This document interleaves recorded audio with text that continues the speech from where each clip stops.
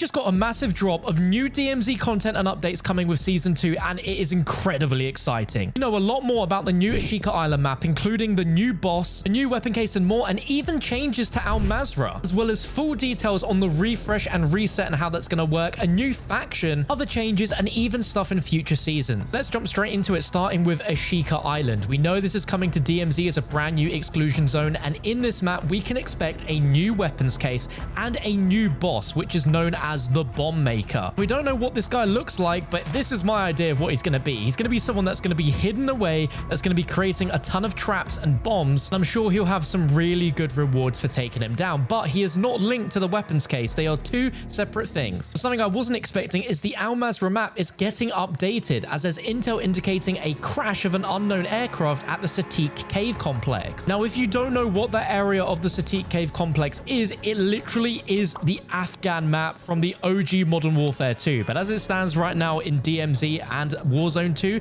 there is no big airplane in the middle, but that iconic plane is going to be added into Al-Mazrah. Why? I don't really know, but I think that is absolutely awesome. Love there to be some sort of Easter egg tied to that aircraft, why it's there. And to be honest, we can't have the whole of Afghan and not have the plane there. I don't even think Warzone 2 is getting an updated version of Al-Mazrah, so this is really cool. And there's an update to how you can get access to Building 21 keycards in Al-Mazrah or Ashika Island, and you can get these through SAM sites, chopper boss crates, legendary crates, and buy stations now, which is really exciting. This is a massive W, as getting them from the buy stations are going to make getting your hands on these so much easier. Let's talk exactly about how the refresh and reset is going to work, because there's been a lot of confusion. We've made a few videos over the last week or two on how it's going to work. To simply put, your contraband weapon inventories will be rolled back to the starting weapons, your key inventories will be emptied, and faction missions and mission progress will be reset. Make room for an updated mission set that incorporates all three maps. They have confirmed that insured weapon slots that were unlocked through previous faction mission progress will not be reset. However, if you did not unlock an additional slot in Season 1, the new Season 2 requirements to do so will take less time. For additional clarity, if you unlocked any rewards for doing Season 1 missions or for boss enemy rewards like the really cool chemist skin or the RPK blueprint, those will not be reset. The only things reset will be the exception of contraband and keys. A lot of people have asked, why are they doing this refresh? And their reasoning is that mission progress in Season 1 became too difficult too quickly. So with Season 2, they're making sure each mission's challenge and time requirements are more balanced. The key stash will now also be able to hold specific mission items that you must gather from one map and bring into another, meaning Building 21 keycards should be in a separate part of the stash now. And they say that this allows them to have longer from missions that utilize all three maps. So that is going to be part of the new mission set. And for the new mission set, they're going to employ multi-location missions that will send you across Al-Mazrah, Ashika Island, and Building 21. And the refresh is made up of new missions, updated missions,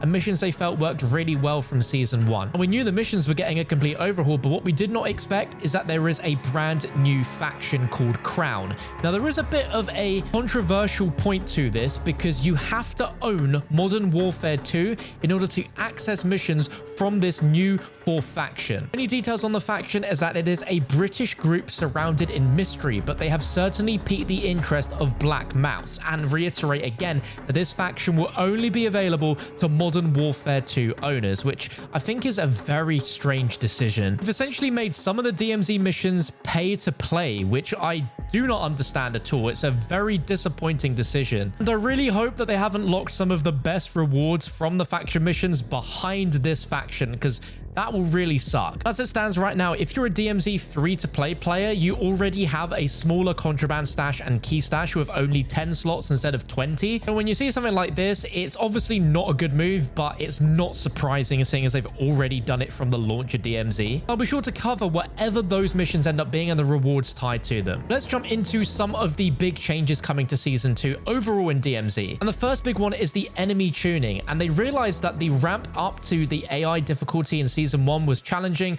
but very steep, making some players feel overwhelmed. So they've introduced a number of balance changes to adjust the types of AI spawning, the number of them, and the accuracy of them at range, and much more. But straight from the developers' mouths, they're saying, we can assure you the AI combatants in DMZ are still not to be taken lightly. On topic of spawn points, they've changed some of the spawn points to improve the early match experience based on gameplay data. And in addition to moving the spawn points, they've also made changes to exfil, boss, and dead drop locations across Al-Mazrah. That's a pretty huge thing to do, as we are all very used to where the exfil points are, the dead drop locations, and where bosses spawn. That's going to be something to get used to as well. And when it comes to the difficulty of the missions and the tuning, they say that the data and feedback reinforced that the faction mission difficulty ramp was too aggressive for many players, that the demanding scale ultimately made it very challenging to unlock the second insured weapon slot in Season 1.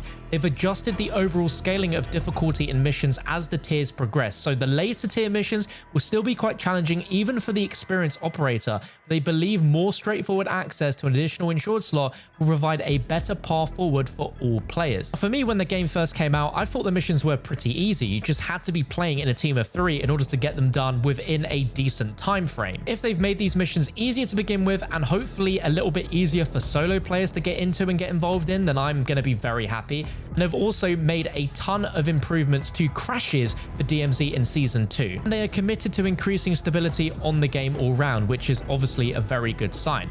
But what I wasn't expecting them to talk about was future seasons. We're only getting into Season 2, but obviously they have really big, bright ideas for where DMZ will go in the future, which to me is a really good and healthy sign. They mentioned that future seasons are going to be bringing more changes and new content to DMZ.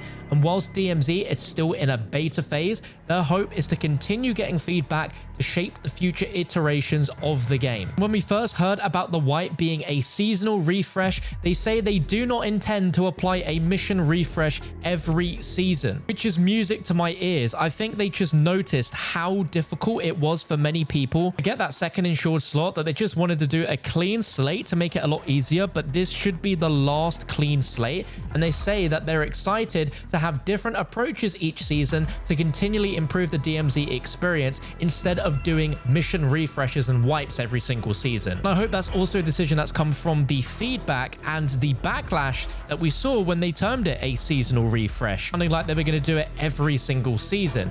They have more to come in the future on the discussion of future seasons, and they're excited to talk about it. For now, they're excited for us to jump in onto Season 2 on February 15th, which sounds amazing. We're not only getting a brand new map, but the fact that we're having changes to Al-Mazrah, which I was not expecting at all, and an easier entry point to get into Building 21, and all these new missions, it just sounds like DMZ is going to be a ton of fun and a complete overhaul of DMZ. Now, with Ashika Island, let's touch a little bit on that boss, because the Bombmaker sounds really damn cool, and if anything's to go by, he is probably likely to drop some unique weapon for us to use in DMZ. We got the grenade launcher from Velikan in Building 21, which is so much fun to use. The Bombmaker, what on earth could he drop? Whatever it ends up being, I think it's going to be something incredibly powerful, because again, this is someone from Shadow Company. At first, I was thinking it was going to be a boss that's tied to Ashika Island and its lore, with it being Japanese, but not the case. It's someone from Shadow Company.